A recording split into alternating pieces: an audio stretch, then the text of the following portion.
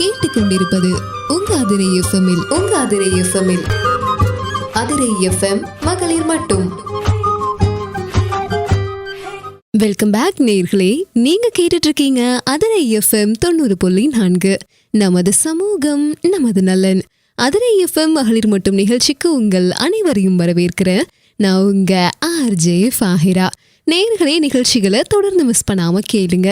இன்னைக்கு நம்ம அதிரை எஃப்எம் மகளிர் மட்டும் நிகழ்ச்சி வழியா யாரு கலந்துக்கிட்டு என்ன பேச போறாங்க அப்படிங்கிற ஒரு பெரிய ஆர்வத்தோட நிச்சயமா நிறைய பேர் வெயிட் பண்ணிட்டு இருப்பீங்க அப்படின்னு நினைக்கிறேன்.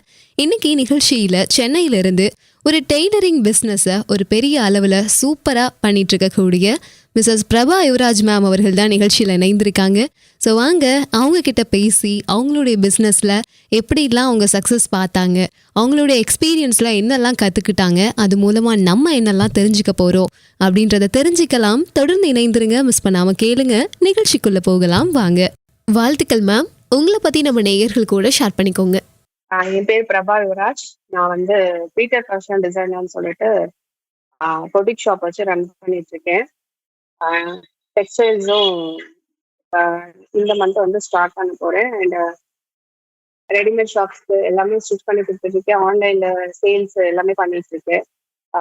இப்போதைக்கு வந்து விமன்ஸ் அண்ட் கிட்ஸ் வியர் எல்லா மாடலும் ஸ்டிச் பண்ணி கொடுத்துருக்கேன். ஓகே மேம், எத்தனை வருஷமா இந்த ஃபீல்டில் இருக்கீங்க? எப்படி போயிட்டு இருக்கு உங்களுடைய இந்த பயணம்? நான் ஒரு 10 இயர்ஸாவே இந்த ஃபீல்ட்ல தான் இருக்கேன்.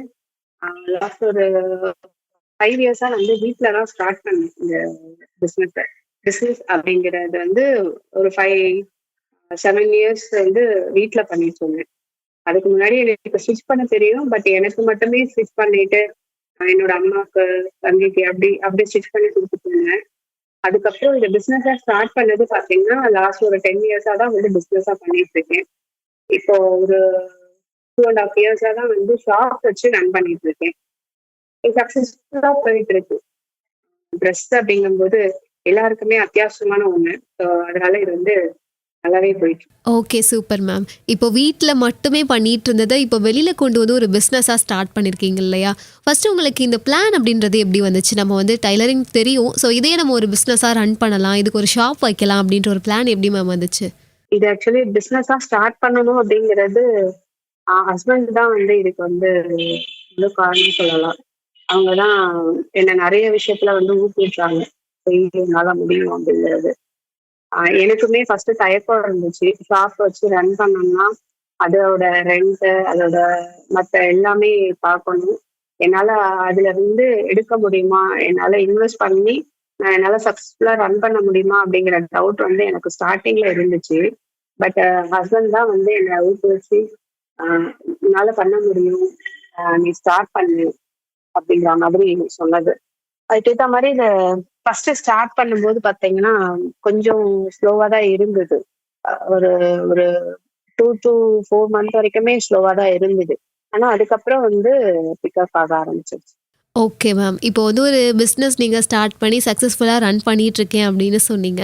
ஸோ என்னென்ன விதமான ட்ரெஸ், என்னென்ன மாதிரிலாம் நீங்கள் உங்களுடைய ஷாப் மூலமாக வச்சு தச்சு கொடுத்துட்ருக்கீங்க? என்னோட ஷாப்ஸ்ல பாத்தீங்கன்னா blouse, chudi, aari blouse, patch work, hand embroidery and machine embroidery, இது எல்லாமே பண்ணிட்டு இருக்கேன். இதுதான் நான் ஸ்டார்ட் பண்ணது. பட் அதுக்கப்புறம் போக போக என்னோட ஸ்டிச்சிங் நிறைய கொஞ்சம் மாடலேஷன் பண்ணேன். பேட்ச் ஒர்க்லயே நிறைய டபுள் கலர்ஸ் போட்டு பண்றது. அதுக்கப்புறம் 1 minute sorry gown, sorry frock. நிறைய பேர் வந்து சாரி இப்ப நிறைய வியர் பண்றது கிடையாது. ஸோ அதை வந்து சாரி சும்மா வீட்டுல மடிச்சு வச்சிருக்கிறதுக்கு அது ஒரு ஃப்ராக்காவோ இல்லை கவுனாவோ 1 minute சாரியாவோ அதை பண்ணி கொடுக்கும்போது அவங்களுக்கு ரொம்ப ஹாப்பியானாங்க கஸ்டமர்ஸ். ஸோ நிறைய அந்த மாதிரி இப்போ ட்ரெண்டிங் மூமெண்ட்ல இருக்கிற அந்த மாதிரியான இதெல்லாம் நான் பண்ணி கொடுத்துட்டு இருக்கேன். Okay ma'am. ஃபர்ஸ்ட் இந்த பிஸ்னஸ் ஸ்டார்ட் பண்ணீங்க இல்லையா? எவ்வளோ முதலீட்டில் நீங்கள் ஸ்டார்ட் பண்ணியிருப்பீங்க? இது வந்து ஸ்டார்ட் பண்ணது முதலீடு அப்படின்னு பார்த்தீங்கன்னா எனக்கு 5 lakhs கிட்ட நான் இன்வெஸ்ட் பண்ணியிருந்தேன். அது actually shop and machines. So machines எல்லாமே புது மிஷின்ஸ் தான் வாங்கி போட்டிருந்தேன். ப்ளஸ் ஷாப்புக்கு இன்வெஸ்ட் பண்ணது, ஷாப்போட இன்டீரியர்ஸு, ஸோ அது எல்லாமே வந்து சேர்த்து எனக்கு 5 lakhs கிட்ட ஆச்சு. Okay ma'am. இப்போ 5 லேக்ஸ் வச்சு ஒரு பிசினஸ் ஓப்பன் பண்ணியிருக்கீங்க.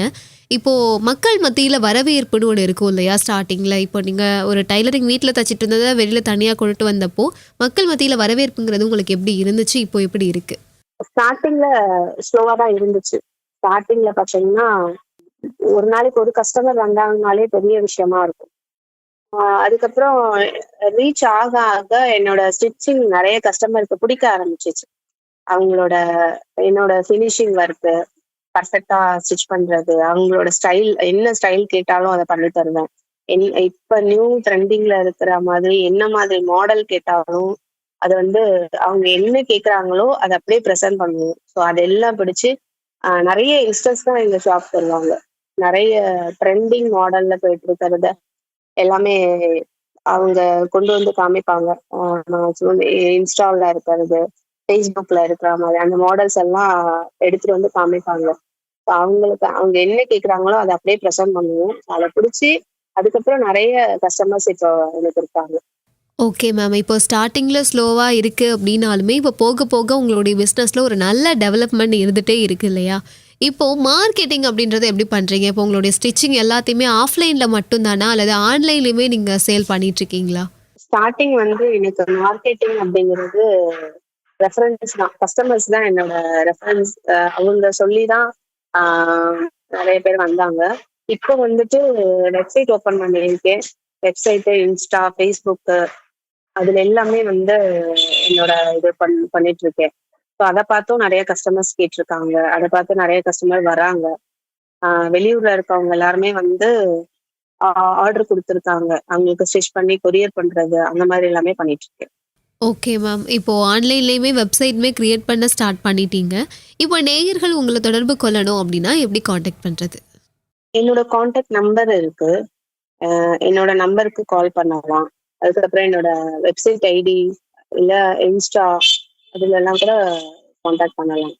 என்னோட கான்டாக்ட் நம்பர் வேணாலும் 739 736 7911 என்னோட கான்டாக்ட் நம்பர். இந்த இந்த நம்பருக்கு கால் பண்ணாலும் என்ன கான்டாக்ட் பண்ண முடியும். நான் ஆர்டர் எடுத்துக்குவேன். Okay ma'am. இப்போதைக்கு வந்து ஒரு டெய்லரிங் ஷாப் வச்சு அது மூலமா நெறைய தச்சு குடுத்துட்ருக்கீங்க. அடுத்த கட்ட பிளான் எங்ககிட்ட இப்படி ஒண்ணு இருக்கு. ஸோ இந்த மாரி ஒண்ணு ஓப்பன் பண்ணலான்னு இருக்கோம். அப்படி எதுவும் பிளான் இருக்கா மேம் உங்களுக்கு? ஆமா. இப்போ என்னோட பிராண்ட வந்து அடுத்து நானு இது பண்ண போறேன். என்னோட பிராண்ட் நேம் வந்து கிரியேட் பண்ண போறேன். எங்களோட ஓன் ஸ்டிச்சிங் யூனிட்ல இருந்து மேனுஃபேக்சர் யூனிட்ல இருந்து நான் தனியா பிராண்ட் நேம் கிரியேட் பண்ணி எங்களோட ஃபேக்டரி செல் அப்படின்னு சொல்லிட்டு அதுல இருந்து அப்படியே சேல்ஸ் பண்ற மாதிரி. இப்ப நான் நெறைய ஆன்லைன்ஸ்ல சேல் பண்றவங்களுக்கு ஸ்டிச் பண்ணி குடுத்துருக்கேன். ஸோ நெறைய மாடல்ஸ் நான் ஸ்டிச் பண்ணியிருக்கேன். நெறைய மாடல் வந்து இது பண்ணியிருக்கோம். ஸோ அதுல நாங்க பெஸ்ட்டா நல்ல மெட்டீரியல்ஸ்ல அதுக்கப்புறம் இப்ப நெறைய வந்து லெனின் அந்த மாதிரி மெட்டீரியல்ஸ் நெறைய விரும்புறாங்க ஜனங்க. அந்த மாரி காட்டன் மெட்டீரியல்ஸ் அந்த மாரி மெட்டீரியல்ஸ்ல நெறைய குர்தா, டாப்ஸு, சுடி அந்த மாதிரி வந்து பிராண்டிங் வந்து கிரியேட் பண்ண போறேன். இப்போ நெறைய உண்மையாவே நல்ல விஷயங்கள் பண்ணிட்டுருக்கீங்க. ஒரு சுய தொழில் பண்ணிட்டுருக்கீங்க. இந்த என்னதான் ஒரு தையல் தொழிலாவே இருக்கு அப்படின்னாலும், இதுலயுமே நெறைய ஸ்ட்ரகிள்ஸ் நிச்சயமா இருக்கும் இல்லையா?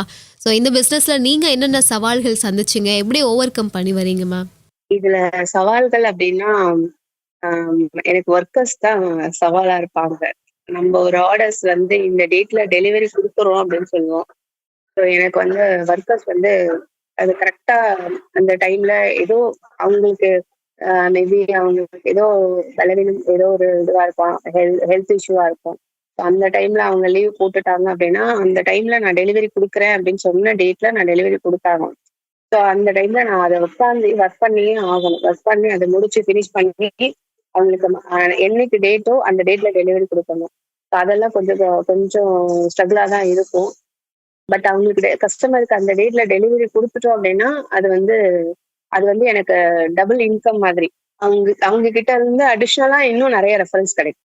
இப்ப வந்து நீங்க ஒரு பிசினஸ் ஸ்டார்ட் பண்ணி, அதுல ஸ்ட்ரகிள்ஸ் எல்லாம் ஃபேஸ் பண்ணி ஒரு தொழில் பண்ணிட்டுருக்கீங்க. பட் வந்து நீங்கள் ரொம்ப ப்ரௌடாக ஃபீல் பண்ண மொமெண்ட்ஸ் அப்படின்னு இருக்கும் இல்லையா? ஸோ நம்மளும் ஒரு விமன் ஆண்டர்ப்ரனராக இருந்து ஒரு ஷாப் ஓப்பன் பண்ணியிருக்கோம். ஸோ நெக்ஸ்ட் ஸ்டெப் மூவ் பண்ணியிருக்கோம் அப்படின்னு நீங்களே ரொம்ப பெருமையாக ப்ரௌட் பண்ண அந்த ஃபீல் பண்ண மொமெண்ட்ஸ் ஏதாவது இருந்தால் ஷேர் பண்ணிக்கோங்க. என்னோட ஒரு ஒரு நாள் இன்கமுமே வந்து எனக்கு ப்ரௌடா தான் இருக்கும். அதே மாதிரி என்னோட குழந்தைங்களுக்கு என் கையில இருந்து நான் செலவு பண்ணும்போது, அதாவது ஸ்டார்டிங்லலாம் வந்து இன்னொருத்தவங்க கையை எதிர்பார்த்துட்டு இருக்கணும். ஒரு அவங்க கிட்ட இப்ப என் குழந்தைங்களுக்கு ஏதாவது வாங்கி தரணும்னா கூட நான் யோசிக்கணும். இப்ப வந்து அது வந்து மேக்சிமம் என்னோட இன்கமா இருக்கு. அதே மாதிரி இன்னும் இன்னும் பாத்தீங்கன்னா, நான் ஒரு 4, 5 பேருக்கு வந்து வேலை குடுத்துருக்கேன். என்னால இவங்க வந்து சம்பாதிக்கிறாங்க. என்கிட்ட நான் அவங்களுக்கு ஒரு சேலரி குடுக்குறேன். அப்படிங்கும்போது அது வந்து எனக்கு ப்ரௌடா ஃபீல் ஆகும். அவங்களோட என்கிட்ட இருக்கவங்க எல்லாருமே விமன் தான். அவங்களோட ஃபேமிலிக்கு அந்த சேலரி வந்து சப்போர்ட்டா இருக்கு அப்படின்னு நினைக்கும்போது, எனக்கு அது சந்தோஷமா இருக்கும். நிச்சயமா மேம். ஸோ இப்போ ஒரு சூப்பரான ஒரு பிஸ்னஸ் பண்ணிகிட்ருக்கீங்க. நிறைய பேருக்கு வேலை வாய்ப்புகளையுமே கொடுத்துட்ருக்கீங்க. இப்போது நீங்கள் வந்து ரொம்ப ப்ரௌடான ஃபீல் பண்ண மூமெண்ட்ஸ், அப்புறம் நிறைய ஸ்ட்ரகிள்ஸ் எல்லாத்தையுமே ஃபேஸ் பண்ணிகிட்ருக்கீங்க அப்படின்னா, நிச்சயமாக இதுக்கு ஃபேமிலி சப்போர்ட்டும் ரொம்ப ரொம்ப முக்கியமாக இருந்திருக்கும் இல்லையா?